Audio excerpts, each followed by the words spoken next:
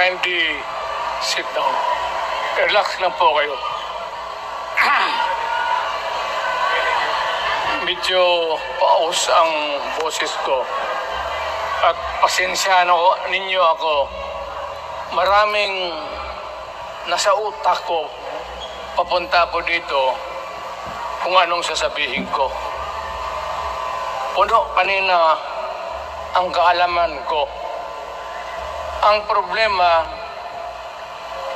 nung sumayaw yung magkakarad dito,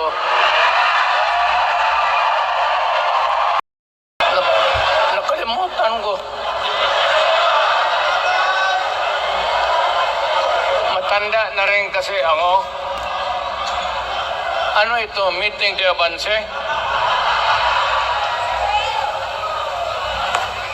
Alam mo, nung unang panahon, wala naman tayong kamuang-muang, wala naman tayong kalaban, wala namang nagagalit sa atin. Pumunta ang Espanyol at inagaw ang ating lupa, hinirang. For 400 years, nagtiis ang Pilipino, subjugated by foreigners.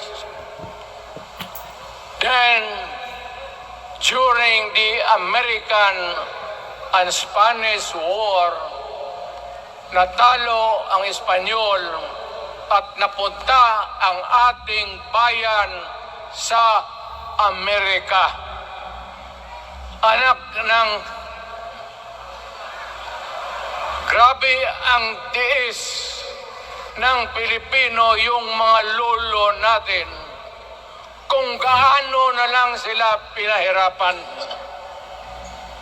Alam mo noon, kung hindi ka magsimba, ay may mga pari nandyan, they know the history of Christianity.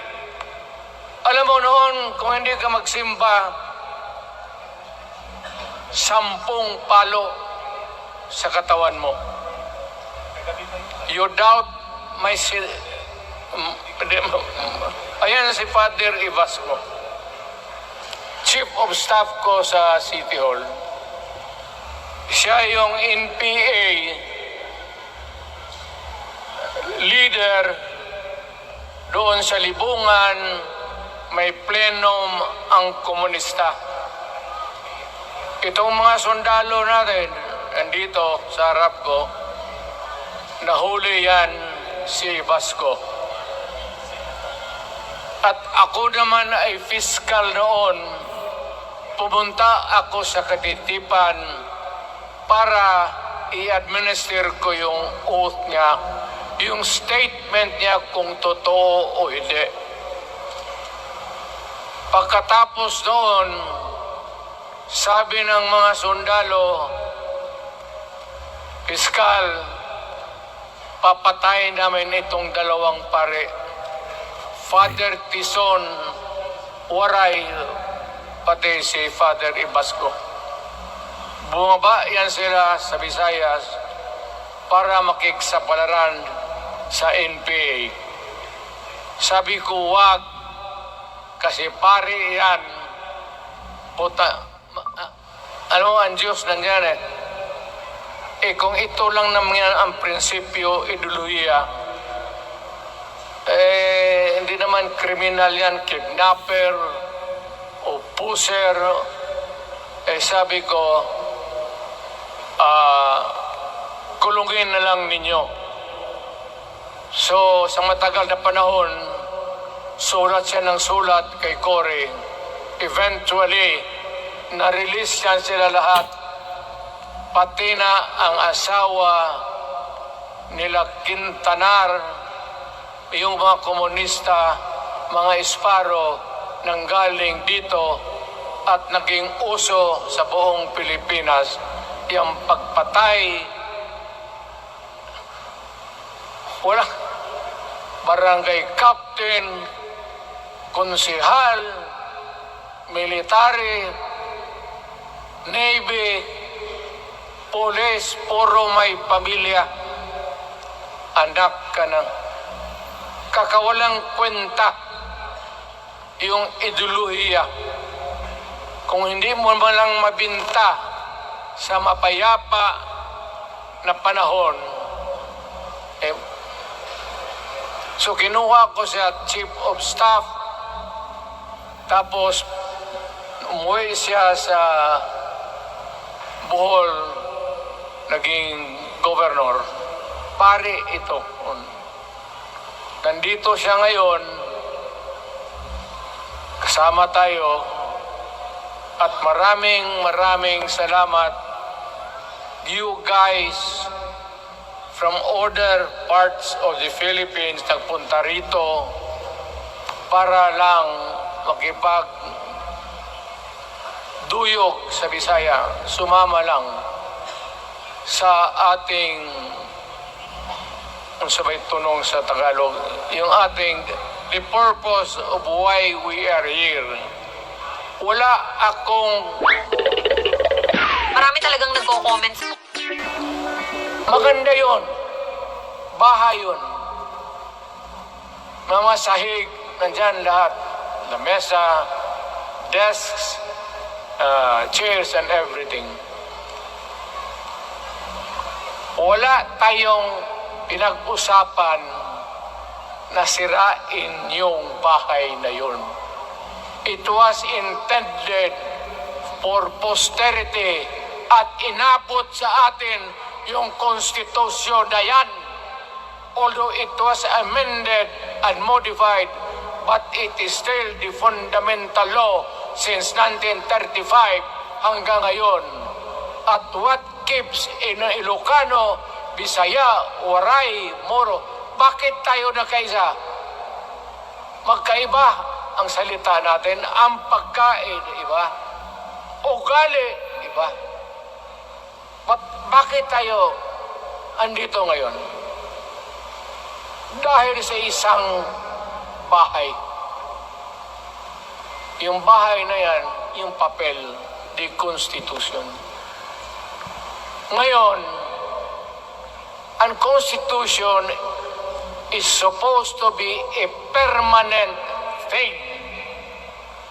Ang batas na binigay ng Constitution sa Congress, sa lawmakers, they can make laws every day, modify, change it if they want, every week. Okay lang yan. Huwag ninyong pakialaman ang Constitution kasi yun ang bahay opisyal ng Pilipino. Anak ka ng... Bakit pumasok sa utak ninyo yung People's Initiative? Anong nakain ninyo? There's nothing wrong with the Constitution right now. The environment in the Philippines seems to be positive, okay. Wala nang problema. Araw-araw nakikita tayo. Punta Maynila, marami akong kaibigan, mga brad ko, mga classmate ko. Okay ang buhay natin. But suddenly, nandito yung People's Initiative. Alam mo, sa umpisa pa lang, nagdududa na ako. Bakit?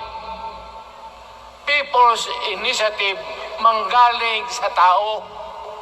Dapat yan galing sa mga purok at doon sa barangay at doon sa DILG, ipasa nila sa syudad, sa probinsya at sa national office.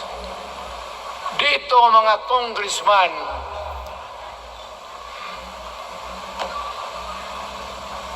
alam ninyo, kung magkaletse-letse yung buhay na ito,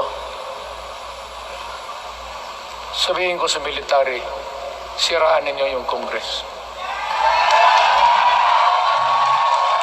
Magastos, nagbabayad tayo, nag-usik-usik sa kwarta. Sige pamayad para People's Initiative. So, what is the motivation? Galing ba sa puso ng tao yung pinipirma niya? Hindi yung pinipirma niyang petition para ito, kaming nagsipirma dito, pumayag na merong pagkaiba ngayon sa Constitution. Pirma lang, pati pera. Anong klase yung putang ina yun?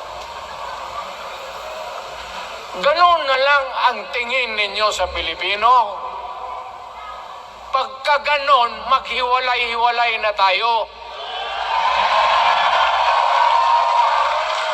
Kayong taga Luzon, pumunta na yan sa Mindanao, mag-declare na lang tayo ng independence separate. Bakit? Binababoy ninyo ang bayan natin. Ako naging presidente. Ako naging mayor. Ako naging congressman. Ang sinasabi ko sa inyo, putang ina.